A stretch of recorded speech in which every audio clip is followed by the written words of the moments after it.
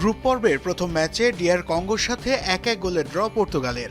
এরপরই যেন সমালোচনার তীরে বিদ্ধ হচ্ছিলেন ক্রিস্টিয়ানো রোনালদো। তবে কথার জবাব কথায় নয়, বরং তুলে রেখেছিলেন মাঠের পারফরমেন্সে। কেননা যখনই তাকে নিয়ে প্রশ্ন ওঠে, তখনই উত্তরটাও ফুটে ওঠে তার আইকনিক সেলিব্রেশনে।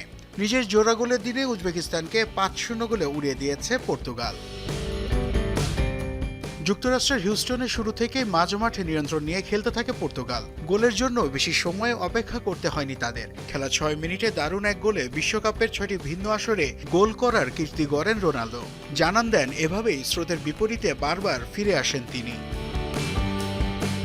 মিনিট ১১ পর নুনো মেন্ডেজের গোলে ব্যবধান দ্বিগুণ করে পর্তুগাল। তবে আসল রোমাঞ্চ তোলা ছিল ম্যাচের ৩৯ মিনিটে। ব্রুনো ফার্নান্ডেজের পাস থেকে দারুণ ফিনিশিংয়ে নিজের দ্বিতীয় গোল আদায় করে নেন CR7। সেই সাথে দলের স্কোরলাইন করেন ৩-০। পাশাপাশি বিশ্বকাপের মঞ্চে ইউসেবিওর ৯ গোল টপকে পর্তুগালের সর্বোচ্চ গোলদাতা এখন রোনালদো।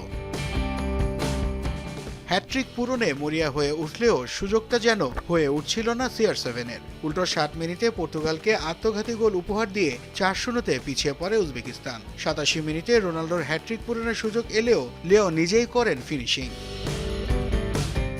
কালো মেঘের আড়ালে অবশেষে দেখা দিয়েছে আশার আলো। রোনালদোময় দিনে পর্তুগাল কেবল ৫-০ গোলে জয় পায়নি, বরং দেখিয়েছে এভাবেও ফিরে আসা যায়, যেমনটা ফিরেছেন CR7 নিজে।